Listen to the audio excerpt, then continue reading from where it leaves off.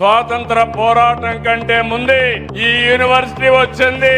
జైపూర్ రాజు విక్రమదేవ్, విజయనగరం గజపతి రాజు వంశం, పిఠాపురం మహారాజు, నూజివీడు జమీందారు, బొబ్బిలి రాజులు, ఇలాంటి ప్రతి ఒక్కరు కూడా ఈ యూనివర్సిటీకి కృషి చేశారు.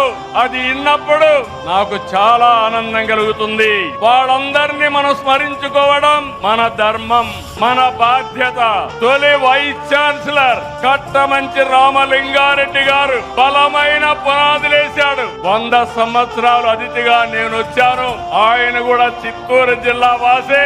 ఆ రోజు ఫౌండేషన్ వేశాడు. నేను కూడా చిత్తూరు జిల్లా నుంచి వచ్చి 100 సంవత్సరాల ఉత్సవంలో అతిథిగా పార్టిసిపేట్ చేశాను. రెండో వైస్ ఛాన్సలర్ సర్వేపల్లి రాధాకృష్ణ గారు భారతదేశ రాష్ట్రపతి అయ్యాడు.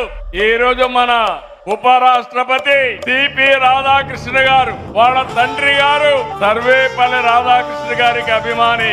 అందుకే వీరికి కూడా సిపి రాధాకృష్ణ పేరు పెట్టారంటే, ఆయన ఈ రోజు ఇక్కడికి వచ్చాడంటే ఇదొక చరిత్ర. ఇలాంటివన్నీ కూడా చాలా జరుగుతూ ఉంటాయి. కేవలం చదువు చెప్పడమే కాదు, తెలుగు వైభవానికి కూడా ఏయు కృషి చేస్తా ఉంది.